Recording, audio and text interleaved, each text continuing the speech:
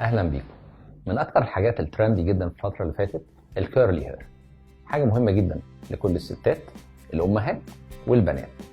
كله بيحاول يوصل لاحسن شكل ممكن.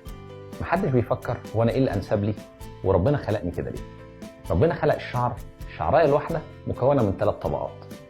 مكونات البروتينز اللي موجوده جواها والبونز اللي رابطه البروتينز دي ببعض هي اللي بتخلي الشعر ستريت او كيرلي. زي ما حدش يقدر يطول نفسه بشكل طبيعي بعد ما وصل خلاص لمرحله البلوغ، زي ما حد ما يقدرش يغير لون عينه بشكل طبيعي 100%، برضه ما حدش يقدر يغير شعره من ستريت لكيرلي او العكس بشكل طبيعي 100%.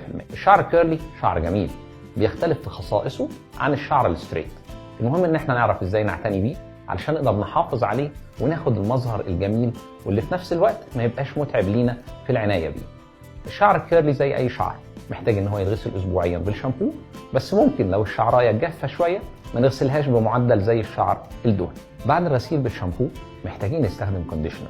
بيتحط الكونديشنر على اطراف الشعر فقط ويتصفف بشكل خفيف بمشط خشب واسع، وبعد كده الشعر بيتساب.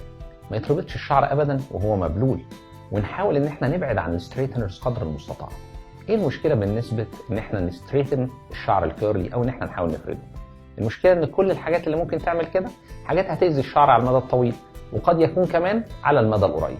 التهابات في فروه الراس ممكن كمان تؤدي لتساقط الشعر، لان هي كلها تعتمد على فيزيكال ايفكت من خلال حراره عاليه ممكن تاثر على البروتينز اللي موجوده في الشعرايه، تؤدي لتقصفها، تؤدي لضعفها، يحصل مشاكل على المدى الطويل، وبعد كده نقول هنصلح ازاي، بس احنا اللي عاملين المشكله من الاول.